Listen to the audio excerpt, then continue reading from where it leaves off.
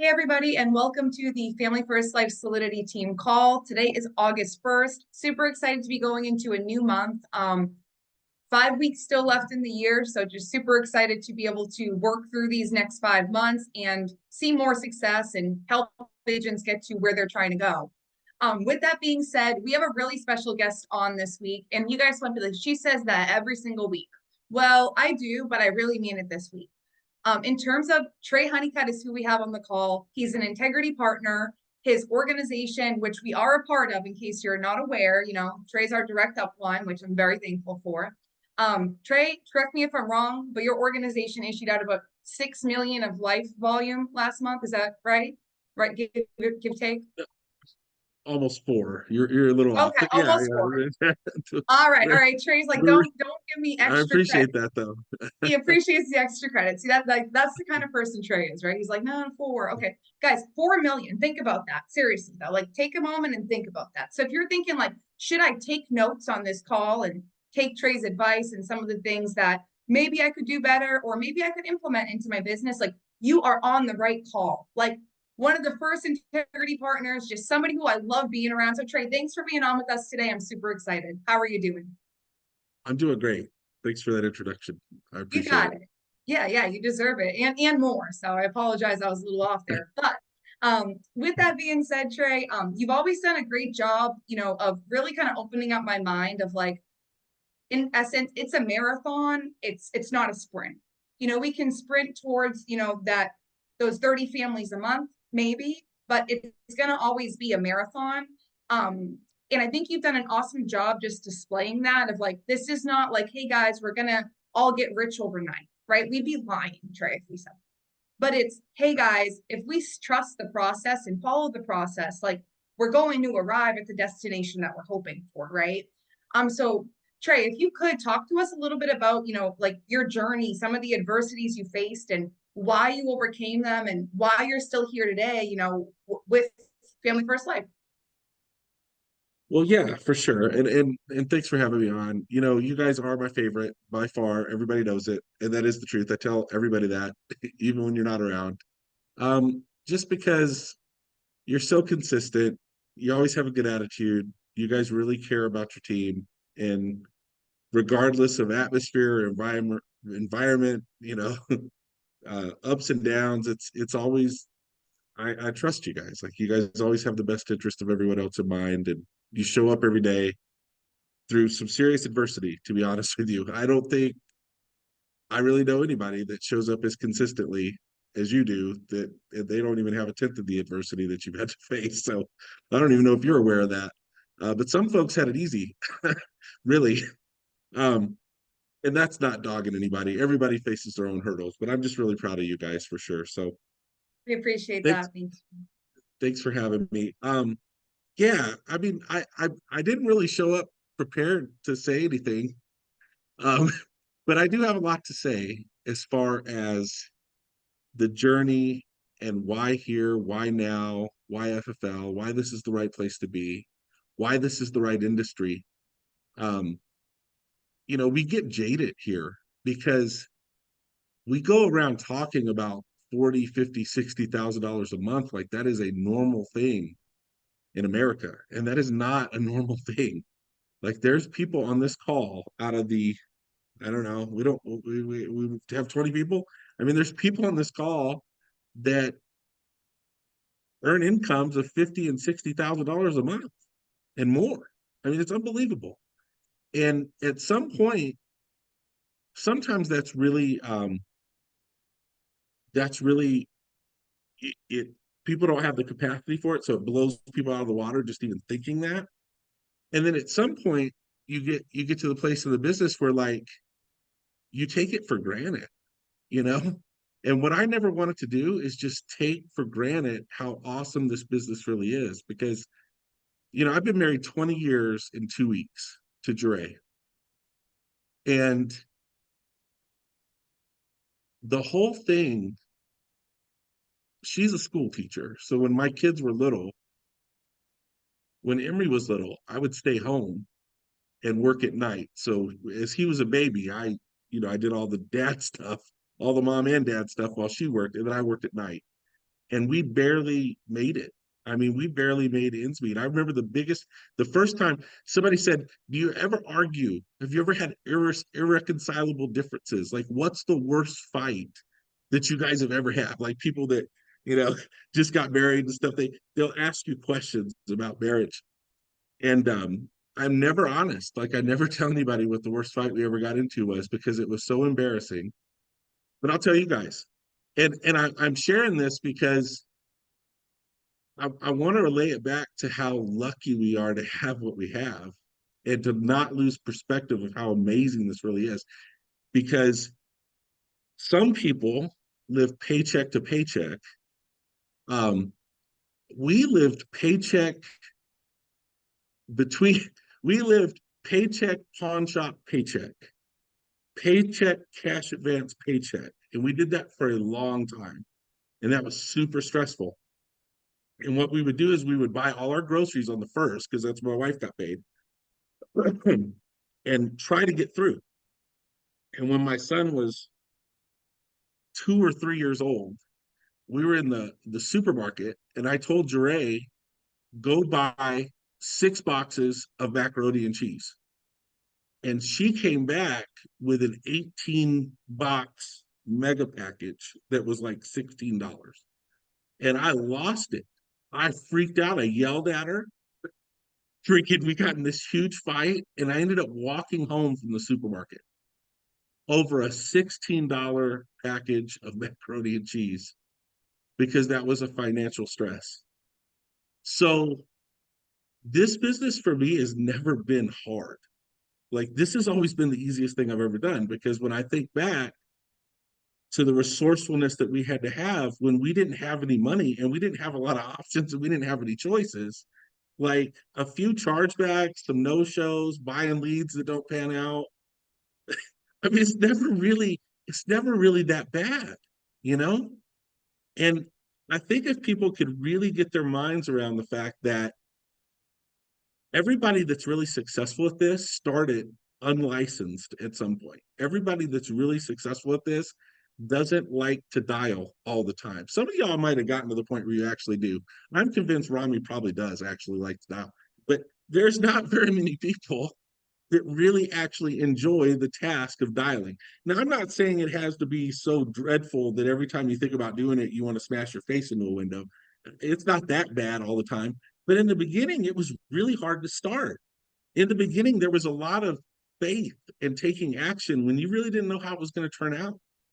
You know, there was a lot of trusting in other people when they said, if you do this, this will happen. And then if you did that thing and it didn't happen, you had to pick yourself back up and have enough faith to try again and just believe that you could get better at it. And that's what the journey is all about. It doesn't change regardless of level. Believe me, that never changes. It's always an exercise of faith. It's always an exercise of where do you want to go? Where are you now? How are you going to get there? It was always an exercise of keeping your mind right, keeping a good attitude, minding your associations, being careful what you allow into your mind, who you allow to influence you, and what they say, what they believe. And I think the Book of the Month Club is an amazing thing that you guys do. You know, we there was a time where we made fun of that stuff, but honestly, we all did it. I've always read, I've always listened to books on Audible. I haven't read that Tim Grover book, Winning. I'm going to read that now. But part of reading every day is just the discipline to quiet your mind and focus on something and to check the box and say, I did that thing to get better today. That's a big part of the process. If you could just do a few simple things every day to set you apart from everybody else, winning is inevitable. It has to happen because most people aren't trying. That's the truth. Most people don't even try. Like I saw somebody, I think Afro was, I'll give Afro credit. She's the first one I saw post it. But don't say I got lucky because I failed more times than you even tried. And that's what this really is. Like I think sometimes when agents get on live dials, they're so embarrassed. They're like, I don't want to dial. I don't want them to hear what I say. What if I mess it up? Like you got to get over all that because this is about messing it up a lot. And the good news is when you're selling life insurance, if they buy it, you can't mess it up because they're not going to get approved for something they can't get. And if they get some life insurance and die, it'll pay out. So they're never, I don't care if they could save $16 a month on another product. If you got them some life insurance and they agreed to it, they're way better off. You didn't mess it up. So what if you didn't know about XYZ? Like you did your job. Like even if you didn't explain it 100% correct, if they die, it'll pay out. Somebody says, well, how much of the chronic illness rider do they get if in year 4 they get Alzheimer's? I don't know. 50%, 90%. If you misquoted that, I'm not saying intentionally lie, but freaking beat themselves up over these little details that don't really matter. Like the most masterful life insurance salesperson I've ever seen was Andrew Taylor. Because what Andrew Taylor did was he was really good at not overcomplicating it. Like people would ask stupid questions and he would look at them like, that's a stupid question. And he would say, yeah, but if you die, your family's going to get this. I mean, he would just bring them back to like the basic thing. And if you die now, they're going to be in trouble, you know? So do you want this one or this one? He always kept it very simple. But that came from practice. And the practice is uncomfortable. I think people need to get out of their minds that other people are judging them. They got to get out of their minds that this takes a ton of skill, that there are special salespeople that are just so much better than they are. It's just time and repetition. That's all it is. Heather will sell more than you because Heather will work more than you. That's the truth consistently. I'm not saying you as in Marisa, or I mean, in general, just the US population in general is what I'm saying. But and then people hear that and then they start telling themselves, well, I can never be as successful as Heather because I can't work as much as Heather. Well, maybe you can't right now, but you can start. You can do something. You can set a goal and hit it. You can show up. You can have a good attitude. You can not be embarrassed. You can reach out for help. You can ask for help. You can stay connected. And you got to convince yourself that when somebody gives you advice, you have to learn not to let advice offend you or deter you. Like the biggest lesson, if I had one lesson in FFL, my biggest lesson from what I didn't understand before I got here and what I understood after a couple years is the opposite of love is not hate. That is not the opposite of love. Like if somebody loves you and raves about you, they love you. If somebody hates you and raves about you, they're obsessed with you too. That's not the opposite. They're both obsession. The opposite is apathy. Like if somebody doesn't care, it's because they don't think about you. Like if somebody's correcting you, if somebody's answered your phone calls, if somebody's reaching out to you, if somebody's trying, if somebody's taking initiative, if somebody chimes in, if somebody sends you a text, if somebody asks you about a scenario, or if somebody offers underwriting advice, or somebody says, hey, where's Bob? That means they're not apathetic. Like even if the criticism, like I remember I had this conversation. I'm not going to talk about that. I had a very uncomfortable conversation one time with someone, and it was a very uncomfortable conversation. And they challenged me on something that nobody's ever challenged me on before in the business. And it was awkward for them, and it was awkward for me.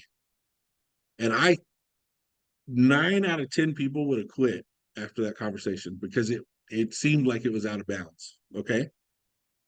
And I remember walking away from that thinking that was a really loving thing to do because they cared enough to say something.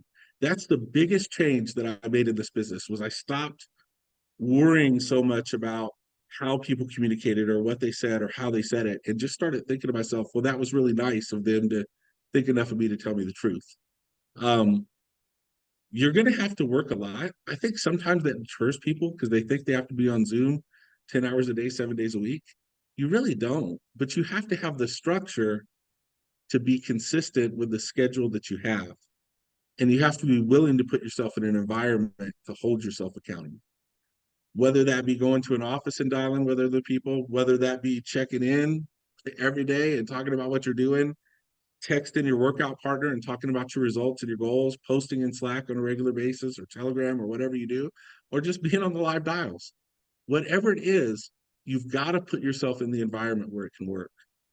Um, the other thing is, don't neglect the mental health part of this business. Like we had this meeting one time in Vegas, and Sean brought this guy in that was like had made like millions of dollars in insurance, right? And we're like, oh my God, that's the guy. That's the one everybody talks about. Can't believe this. This is this is amazing to have this legend of insurance sales. Has about 25 of us in the room. And he goes, hey, he goes, think about this business. It's so weird. It's like you think if I could ever make $100,000 a month, I've arrived. And he goes, and then you get to $100,000 a month and you realize I'm not happy.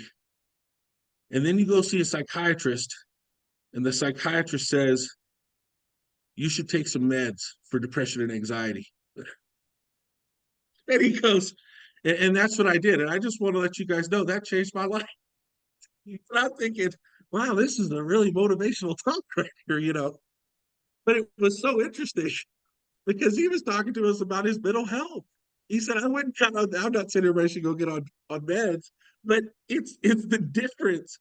I'm not saying anybody should get on meds. I'm not a doctor. I'm not giving medical advice. But I think it's so interesting that when we encounter problems, we think we're alone and nobody else has ever experienced that thing. And here was somebody making multiple six figures a month in the insurance industry outside of FFL, somebody you would consider to be this big legend in the industry. And he was talking about, yeah, I was making all this money, but I wasn't happy. And so I had to go I had to go get these pills or whatever. I don't know if the guy still takes the pills or whatever. But it was a really interesting lesson for me because you have to put that stuff in. Like you have to put in time off. You have to put in time with family. You have to put in time to go to church. You have to put in time in the morning to read and exercise and do these different things and focus on your social life and having friends and going to these events. I'm really excited about what FFL is doing with this focus on these incentive trips because if you look back, one of the things, and this comes up, me and Dom talk about this, but when you look at the next level of leadership in FFL, and you look at like the old guard, the guys that were here from the beginning, it looks as if the old guard is really close, and they are really close. Like it's a tight knit group of folks, and people go, well, how did that happen? Well, what that was from a bunch of incentive trips.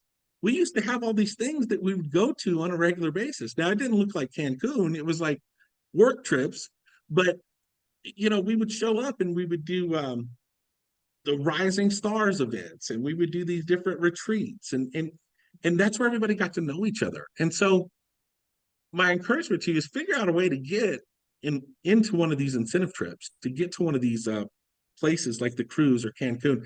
And Stephen Yee and I, we're talking today at 2:30 about a leadership retreat that we're planning on doing in November, and it'll be fun. It won't be all business. It'll be fun. It'll be somewhere people actually want to go and just to get a chance to be around each other and hang out. So, I mean, I didn't realize how much we need that until it all went virtual because we were all creatures of like Tuesday and Wednesday, I was out of the house no matter what. Like I was out before the sun came up and then I was home after the sun was down. So I saw sunrise, sunset. And that was every single, and it was a great experience. And I would meet all kinds of cool people all day long. And it felt less like work when you were doing it that way sometimes. And so this is the people business, finding ways to get around others and have fun with a common goal, go in the right direction, same belief system, cultivating relationships. And in the end, that's really what it's about. Um, I think that the thing that matters most in business is your reputation, your track record, and your relationships. Those are the things that matter the most. And if you get those things right, the money kind of shows up, especially in this business. So your track record, your, what did I say, reputation and your relationships. People say, well, I don't care what anybody thinks. No, you kind of do though. You don't want everybody to think you're a piece of crap. Like, do the right thing, you know? A lot of the stress that people have and experience in this business, um, that can be avoided is when they do things they know they shouldn't have done, cutting corners. Like, cutting corners will hurt you here. This is the one industry and one business that I've ever seen where if you just do the right thing long enough, it will work out for you. Like, it's the one place where nice guys don't finish last. You know, you hear all this, society's kind of screwed. I don't want to go on too much of a rant, but you know, society, you watch any Disney movie, you know, the corporation is evil. We're gonna rob from the rich and give to the poor, you know. Like, that's stealing. It doesn't matter who you rob. Like, it's there's this mentality that if somebody's done well, they've done well by stepping on other people's toes and, you know, stabbing them in the back and all these things. That isn't the way it works in this industry. The better you do for others, the better you'll do for yourself. Um, the more you keep your commitments, the more it tends to reward you. So, with that being said, the original question was, Rome's not built in a day. And so, what does that look like? What it looks like is learning how to just win today. Like, set a goal of things you can control and then just do that. Learn to get your self esteem from developing a power mindset of completing a few things every day that are going to get you closer to where you want to go. And then just get clear about where you want to go. And the trick is to write it down and break it down. I think now, you know, people are so attached to social media and phony stuff. I mean, a lot of the stuff that we follow on social media is just people renting cars and like, I mean, you look at Instagram, you think everybody's rich. That's not true. Everybody's not rich. Most people are closer to the 16 boxes of macaroni story, if we're being completely honest. They just have more available credit. So it isn't hitting them yet, you know? Like I didn't have like when I was doing paycheck, pawn shop paycheck, I didn't have any credit cards. What I was doing was I was pawning tools, cars. I pawned my mom's car to buy a set of leads for after she passed away. That's how I stayed in the business. I pawned my wife's engagement ring to buy leads that I didn't even call. How big of a piece of crap was I? Like, I mean, that's how scared I was. I took my wife's wedding ring, engagement ring, I pawned it and bought leads and then was afraid to call them. So I can't believe I'm telling y'all that. But I think it's important for you to hear this because people get this, oh, almost 4 million a month, an integrity partner and all that. None of that stuff matters. I'm just an insurance agent who's just as afraid to call leads as anybody else. I had to motivate myself every single time to do it. I would go to houses when we did an home reset, and depending on how the last in-home went, I would sit in the car and seriously have a problem with whether or not I was actually going to go knock on the door and have like panic attacks over like, you know, I can't take any more rejection. This is just too hard. They called me fat in junior high. I had acne. Like I would go through the most nonsensical rituals of any person. And what got me out of that was like everybody was like 10K a week. I was like, I just want to make my first sale for the week, you know, because if I can make the first one, like sometimes you go out, you know, on Friday and Saturday, because the week starts Thursday, right? So you go out Friday and Saturday and not sell nothing. And then Monday would come and then I'd like, all right, I got to get some appointments. And then, you know, I'd have some for Monday night. And then I'd go out and get two no-shows and I'd get the last one on Monday night. And it was like the curse was broken. And now I can make some sales. And it was like that every single week. Every single week it was like that. It was an emotional roller coaster. It didn't really get, that part never got easier. I just had more money. So the same resourcefulness that we had to have to make it when we were fighting over 16 boxes of macaroni and cheese to keep the electricity on and the gas in the car, I have to tell you this. This is something else that happened. So my wife, um, I don't know if y'all know about my wife's ankle injury. So my wife had an ankle injury at work where I went to pick her up from work and she stepped on a speed bump and she tore like two ligaments in her ankle. She'd have been way better off. She just broke her ankle. She tore two ligaments in her ankle. This was in 2013.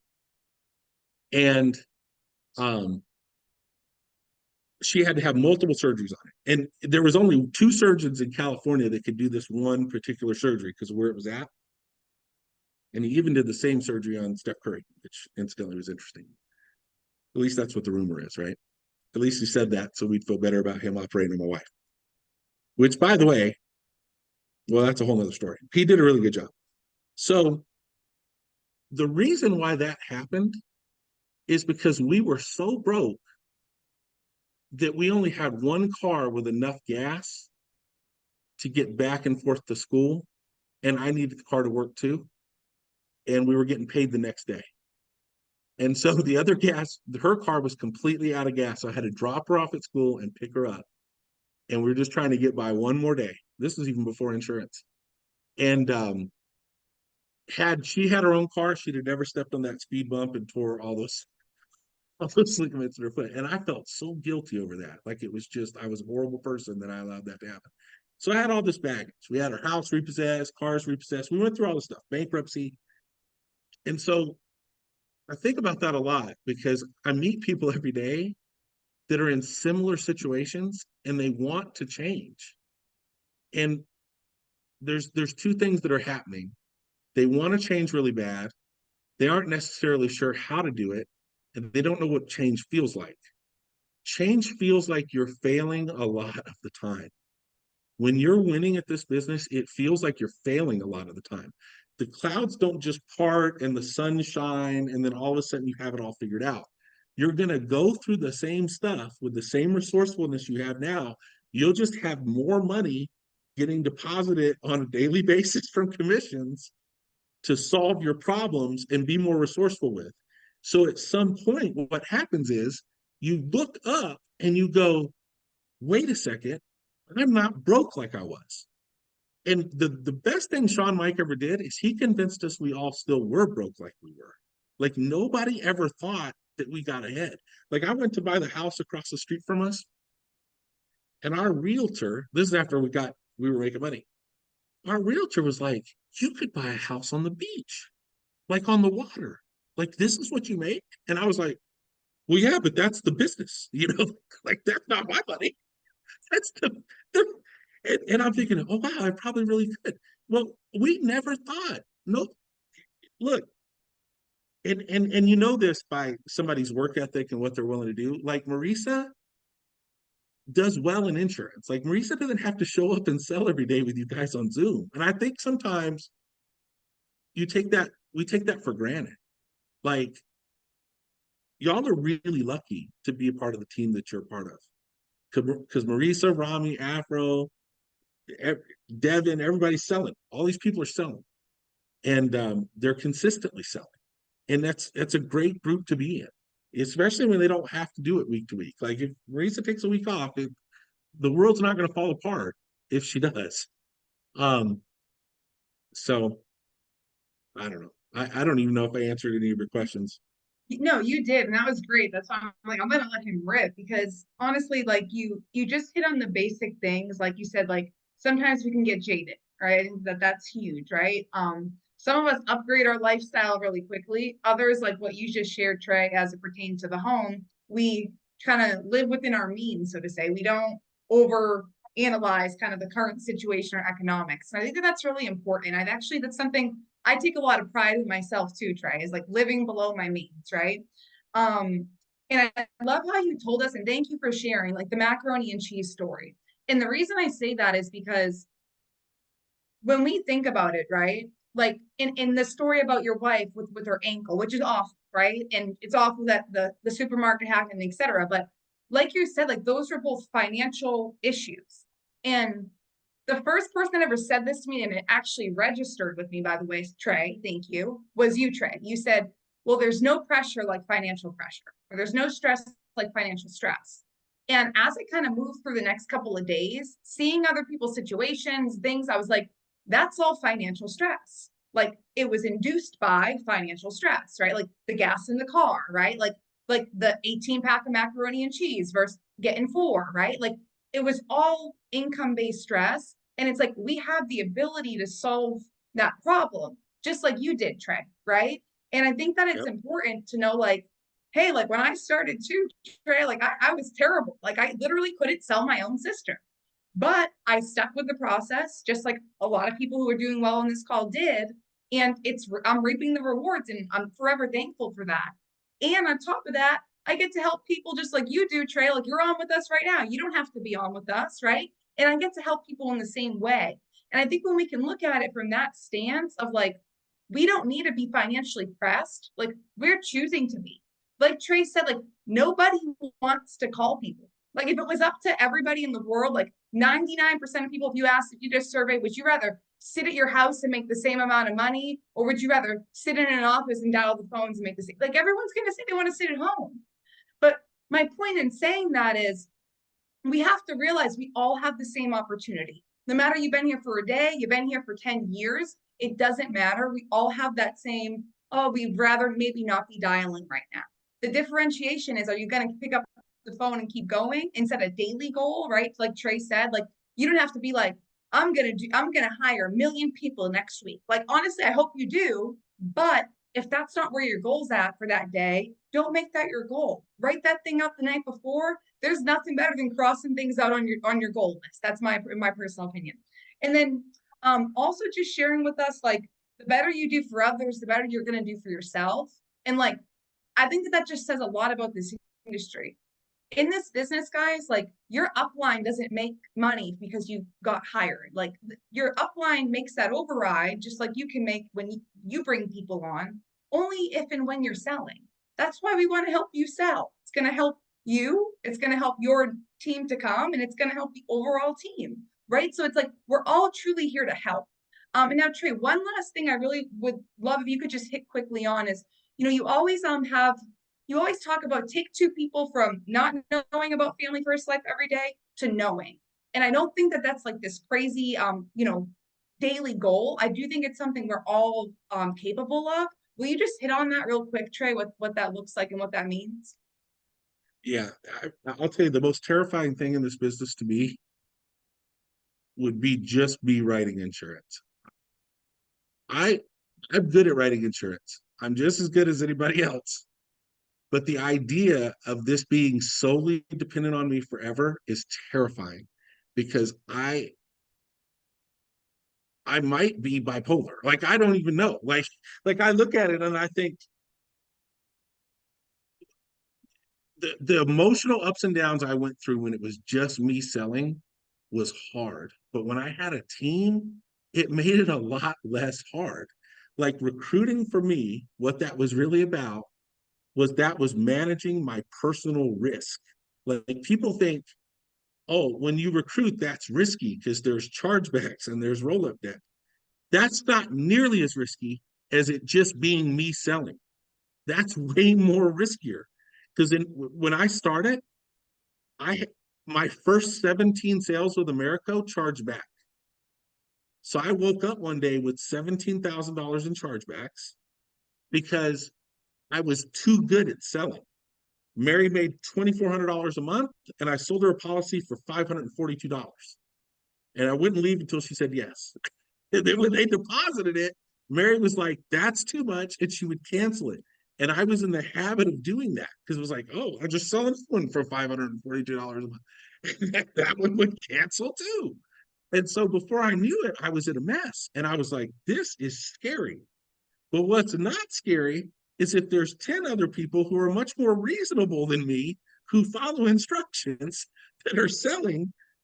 It's hard to have a bad day when there's 10 people bringing income in as opposed to just you, right? Like you have all these bills coming out of your house, right? Like there's your house payment, there's insurance, there's car insurance, there's your food bill, electricity, gas, cable, uh, all the entertainment, all the other stuff that you do, like you want to save some money, all these places that take money out of your account every month. And if the only person putting money in your account every month is you, that's scary.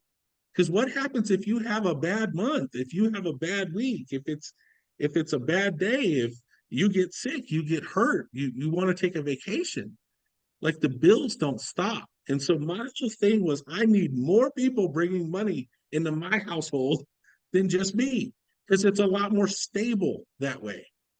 Like there was an agency in FFL that there was they call they're super. I'll tell you who it is. It's FFL Gulf Coast. Now that's Brent. Brent has a huge agency. They're all over the country. They're in every single state, but they call themselves FFL Gulf Coast. So I knew this agent who literally only recruited people on the Gulf Coast. And every time there was a hurricane, he was out of business. And I was like, dude, that's not smart. Like, you need people everywhere. Like, you should recruit there. You should recruit Texas. You should recruit Arizona. You should recruit California. You should have agents everywhere, because the more agents you have, the more stable your income will be. It's not a risk. It's risky not doing it that way. Now, I'm not saying you can't make a great living just selling insurance. Some of y'all are better at it than I am. But that was terrifying to me, really. And so here's the deal. You just got to get in the habit of talking to people about the opportunity. Talking to people about the opportunity will help you sell more.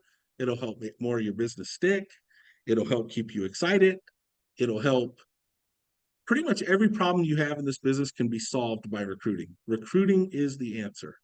And people say, oh, that's why I do is one of those things. We got to recruit. It's a multi-level deal. It's not, but I can tell you that if you make a decision to consistently recruit, it makes the rest of it a lot easier. Because what happens if I recruit somebody and they call me and I'm in a bad mood and they haven't made their first sale yet, guess what happens to my bad mood? It goes away, because I don't want to pass my bad mood off on to Mary. She's brand new. So it teaches me to regulate my attitude.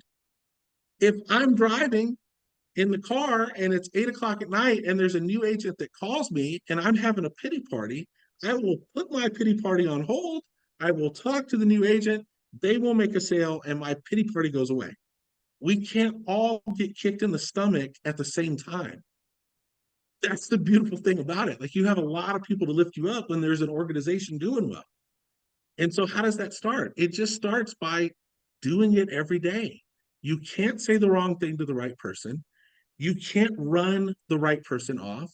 You can't, if somebody wants to do it, they're going to figure out a way to do it.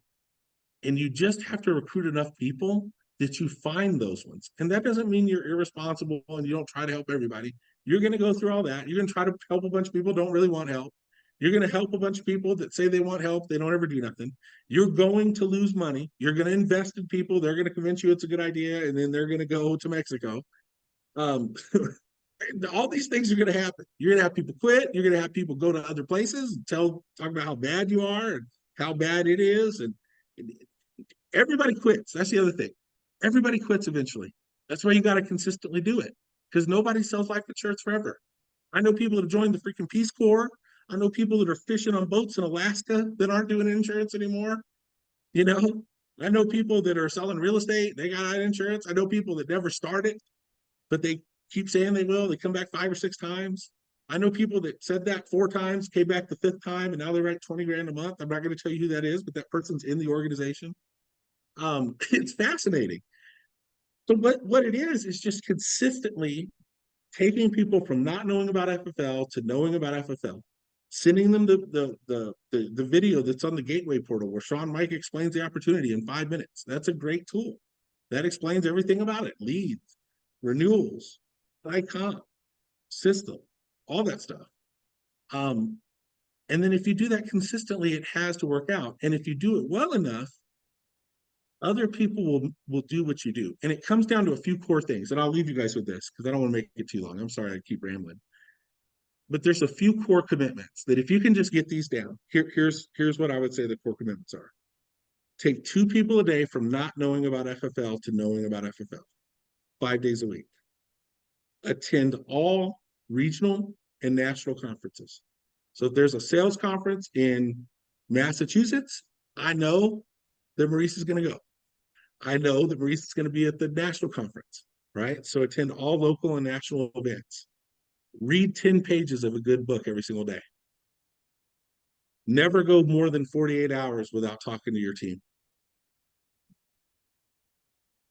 I think that's about it. Oh, and commit to consistently selling every week until your team's doing it. If your team's doing $1 million a month, you don't have to sell every week.